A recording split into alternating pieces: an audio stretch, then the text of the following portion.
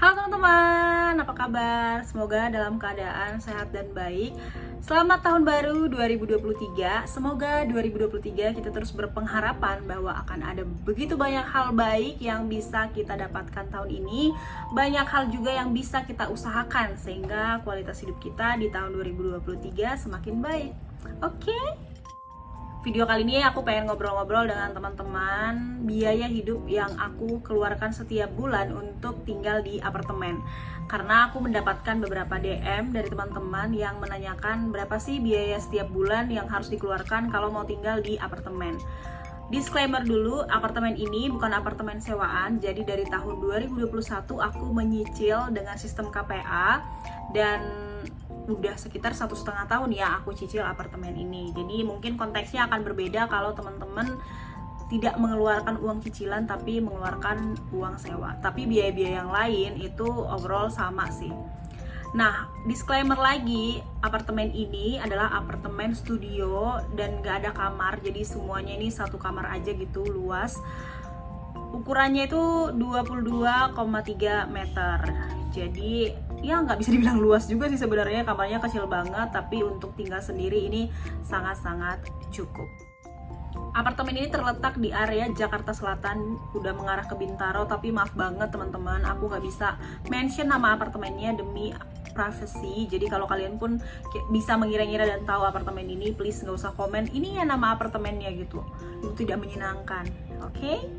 Langsung saja ke penjelasan biaya-biaya yang aku keluarkan setiap bulan di apartemen. Yang pertama adalah biaya cicilan ataupun biaya sewa kalau bagi yang menyewa. Jadi aku sendiri cicilannya itu setiap bulan berkisar 3.400.000 sampai 3.500.000. Dan ini setiap bulan aku keluarkan. Nah kalau teman-teman nyewa mungkin ada yang sewa bulanannya itu 3 juta, ada juga yang 4 juta, atau bahkan ada yang sewanya itu tahunan. Jadi beda-beda ya. Aku nggak bisa jelasin konteks yang dihadapi orang lain, aku hanya bisa jelasin konteks yang aku hadapi setiap bulan.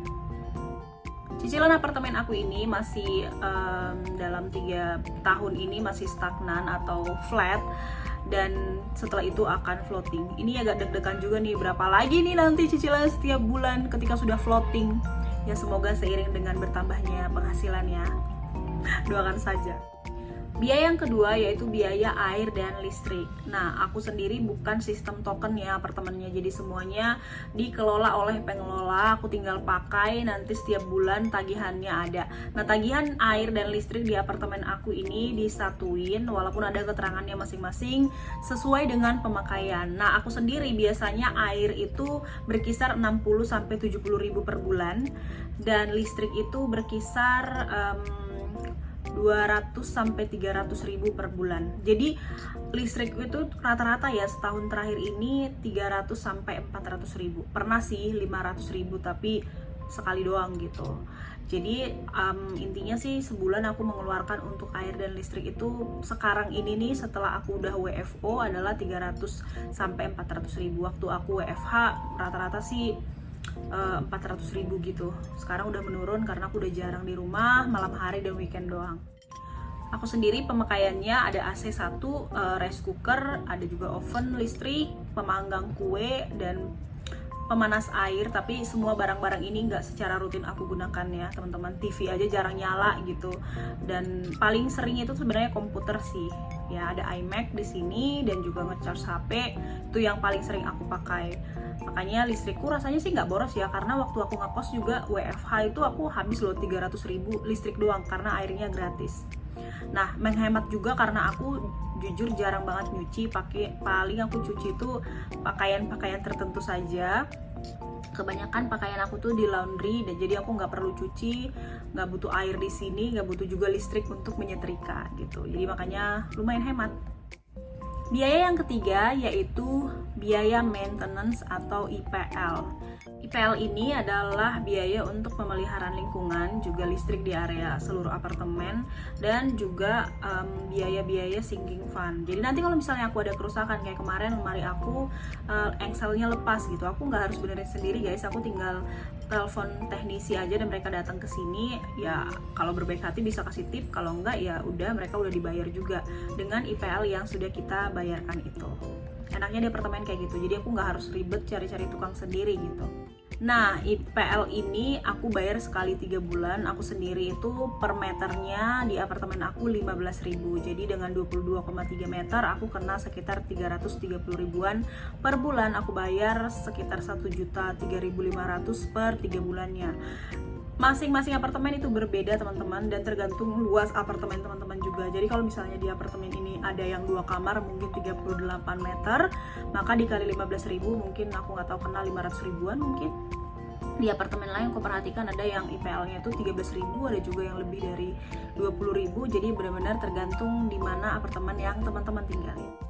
Biaya yang selanjutnya adalah pajak tahunan. Jujur aku sendiri belum pernah diminta membayar pajak tahunan, karena biasanya kalau di apartemen itu kita nggak langsung bayar pajak tahunan sendiri gitu, tapi diurus, kalau di sini tuh diurus sama pengelola. Nanti kita akan dikasih surat pajak dan kita akan bayar pajaknya. Karena aku baru setahun di sini, di awal-awal itu aku belum membayar pajak, dan sekarang belum ada nih, aku masih nunggu surat pajak yang diberikan oleh pengelola apartemen sehingga aku bisa bayarkan. Jadi maaf banget untuk pajak sendiri, aku belum tahu berapa kira-kira pajak yang harus aku bayar dengan studioku ini yang ukurannya 22,3 meter. Nanti kalau misalnya udah ada pajak, mungkin aku akan update di description box atau di kolom komen ya.